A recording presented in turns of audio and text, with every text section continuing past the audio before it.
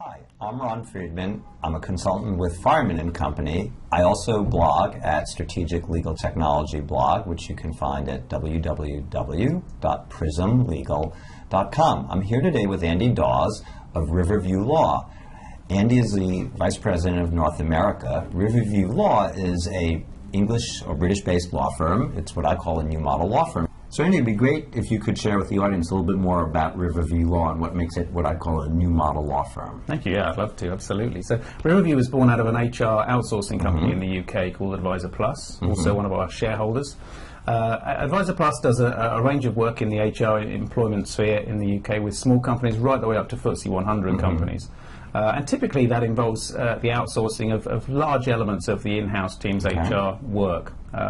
We were finding that clients in Advisor Plus were coming to us and saying, look, we love what you're doing, but you end up handing over to our in-house team or to third-party lawyers at the point at which legal proceedings commence. And we'd like to explore whether actually you could continue to work. So why not be the lawyers as well? Absolutely. Lovely question to get, right? So we took that very seriously, of course, us to take a hard look at that, alongside the fact that we were being approached at the time by a number of law firms who were coming to us and saying, we quite like the sound of what you're doing in this space, maybe we could partner in some way, maybe you could license your platform.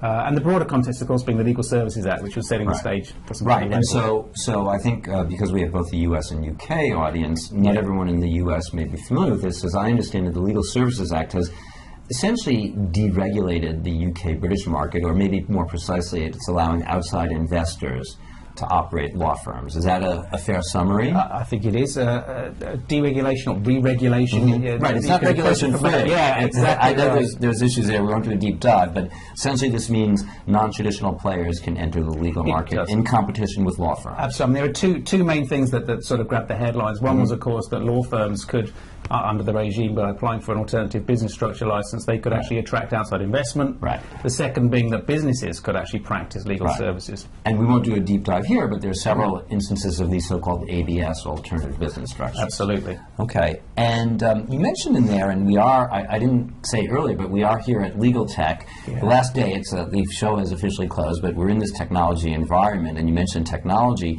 What can you say a little bit more about the technology Riverview Law is using?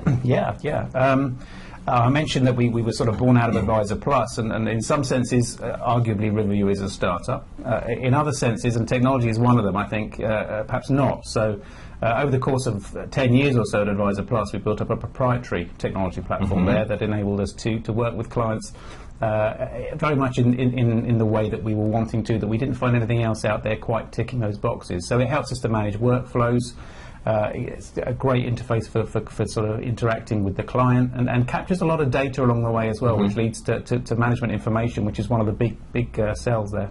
So tying those two together, do you think that any comments on the sort of the alternative business structures, outside investment, and the ability to invest in technology? Because I think a lot of U.S. firms have found that a challenge.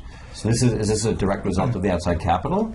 In this particular case, perhaps not. I think there will be cases where it certainly is. I think this is very much born out of that existing relationship. Carl Chapman founded Advisor Plus, of course, CEO of Riverview Law. So the lessons learned over the 10 years there in that platform enabled us to deploy that in Riverview in an appropriate way. So that's right. So you said it evolved, but I think what's interesting for the U.S. audience is that we may see more technology emerge from this. I don't doubt that. And perhaps you can just say a few words that this, from what I've read, and we've had some offline conversations, fairly different approach to costs. Maybe say a little bit about that. Absolutely, yeah. I mean, I think it's just taking one step back from that, I suppose. You know, what we did in deciding to approach the market was to then determine, of course, what's the entry point going to be? What's the, what shape does this take? Having looked at that, asking a number of questions along the way, such as, what is it that clients actually want? How do you organise yourselves best to then deliver that? What kind of people do you say sales? I know it's a rude word, but I did use that word. Okay, yes, good. And the culmination of a lot of thinking, a lot of conversations were that we would start from the ground up, build something that was what we would call client-centric. So instead of something that's arguably sort of partner down, putting the client in the middle and actually delivering the kind of things that clients are telling us and the market more broadly that they want. And one of those things is fixed fees. So the transparency that comes with that, the ability to predict their costs and budget appropriately is one of the things that we're better known for. And the whole firm is really based on fixed Almost fees. everything we do is fixed fee, ranging from, for the smaller businesses, they can pay us a fee of starting at around $300 a month, for which, depending on the size of the business, they can pick up the phone to us as many times as they want, not only in a month, in a day, send us documents to review. They don't have the concern about the ticking clock, so it tends to make them a little bit more engaged with the process. No, it's fascinating. So it's, I mean, clearly you've mastered some of the risk around how much clients will tap into the service. So you have that experience and know-how, which is hard to replicate, I would say. Absolutely. That was certainly something we learned along the way in Advisor Plus on a model that's not that dissimilar in some respects. Right. So I don't know how easy it would be to replicate this in other countries. So I know Australia has had some deregulation. Comments on how this might play out in Australia, which has deregulation, the U.S., maybe even Canada, although I think Canada is like the U.S., so it's probably the same issues. No, good question. Obviously Australia actually were the first mover, if you like, in this particular area, and have got Slater and Gordon over there, of course, the first publicly traded law firm in the world, which is quite a claim. I think it'd be fair to say there's probably been less activity across the board there than there has in the UK just in the last year there, since the Legal Services Act fully came into being. What's interesting is the European picture as well. So what we're finding in Europe is that the Troika, which is the the name given to the triumvirate, if you like, of the European Commission, the European Central Bank and the IMF, the International Monetary Fund, who of course are bailing out European countries. Well, what's become evident is that the bailout doesn't, of course, come without some terms. And one of the things that they're very much seeking to drive in Europe with those countries where they are giving significant sums of money is actually a liberalisation of professions. So actually, on the back of that, Ireland, Portugal and Spain potentially as well are seeing some of the changes that we're seeing in the UK as well, for different reasons. So without asking specifically about plans, I mean, what I understand you to say is if the European governments act, this might give you the opportunity to apply the same model in the European countries. Is that a absolutely, fair absolutely, yeah. External investment is becoming a possibility in countries beyond the UK now. And here in the United States, it is by state, and my recollection is while the ABA 2020 Commission adjusted some of the rules, I don't see very many signs of liberalization. In fact, is it New York that may have sort of made explicit to try and, why don't you have a few bars about that? Because I don't follow all the details. That's a good question. And in fact, there's a link there to the European picture as well, because the ABA actually wrote a letter to Christine Lagarde, the head of the IMF. Right. Who, by the way, for the audience, Christine Lagarde was the managing partner of Baker McKenzie. Absolutely. So she knows something about big law and large law firms. Okay. So they wrote a letter to Christine Lagarde. They wrote a letter expressing their deep concern about what was beginning to happen in Europe by way of the liberalisation of meaning this is a bad thing. That's Absolutely. And that was signed. Is this a letter that was signed by general counsels or by the ABA? This was from the ABA and another European organisation actually that wrote to express their concerns. Of course, as you mentioned, more locally, the New York State Bar and the ABA more recently have reaffirmed their positions on external ownership. Right. Made it very clear that that's not something they entertain. Right. And you can pass on this one if you like, but there have been some blog posts recently or articles saying that in the U.S. where partnership has become all about the money, what's the difference between outside investors and partners who are maximizing revenue? So maybe I'll say that. Any comments, or you want to say stay? No, I'll take a answer to that one. I think those are fair comments.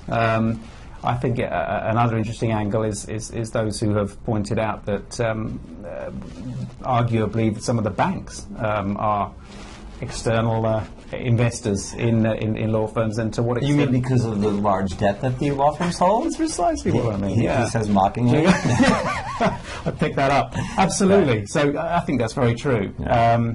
And I think you're right that a lot of the drivers, in fact, the system. And I think the system as it currently stands isn't necessarily without its concerns. I think that the fact that it's so highly predicated on the billable hour and the behaviours that drives raises questions as well. Well, as someone who's been trying for 2+ decades to innovate in the U.S., I think it's quite apparent where I come out in this. So we won't beat a dead horse as far as I'm concerned, although there are many in the audience who would disagree, but it's good to have that discussion. So in light of the regulatory constraints in the U.S., where do you see any innovation coming out of the U.S.? Do you see the British coming over here? Do you see law firms finding ways within the constraints of the U.S. regulatory structure to innovate in the way that Riverview Law is in the U.K.? Yeah, I think we are certainly seeing those who are trying to work within the constraints, obviously, as they stand. I think the boundary between what qualifies as legal advice and what doesn't is constantly being pushed. Not a bad thing from my perspective. Need to be careful, of course, but I think it's interesting to observe some of the players in that particular marketplace. I think technical innovation is particularly strong over here. When you say technical, do you mean technology or process or sort of technical legal craft?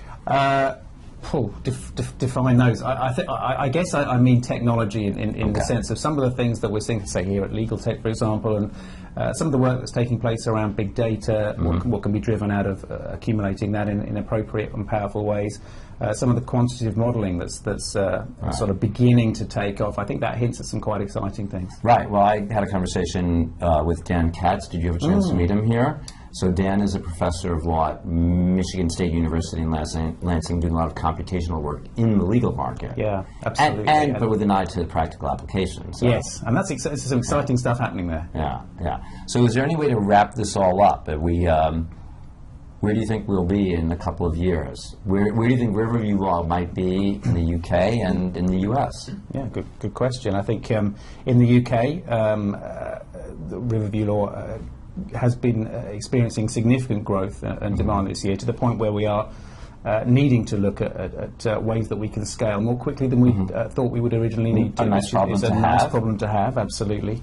So I think we very much foresee continued growth, organic growth, possibly growth by acquisition as well. Interesting. Which is not something law firms in the U.S. Well, they acquire lateral partner groups. You're right. You probably not an expression that you'd come over here in a law firm. It's like sales. Yeah, it is. It's another one of those rude words. Right. I think in US terms, we've been very well received over here. It's been great to be here. A number of folks who are really interested in what we're doing, and beyond that, of course, and even more importantly, a number of folks who are giving us business that then goes back into the UK. Right. And right now, that we should make clear that you're completely within the bounds of the regulations, that you're here helping bring UK representation to firms that need that. So you're not practicing law in the United States. Absolutely. But of course, as you'd expect, we're exploring ways that within the constraints that are currently there, we can sort of expand what we're doing, beyond the UK.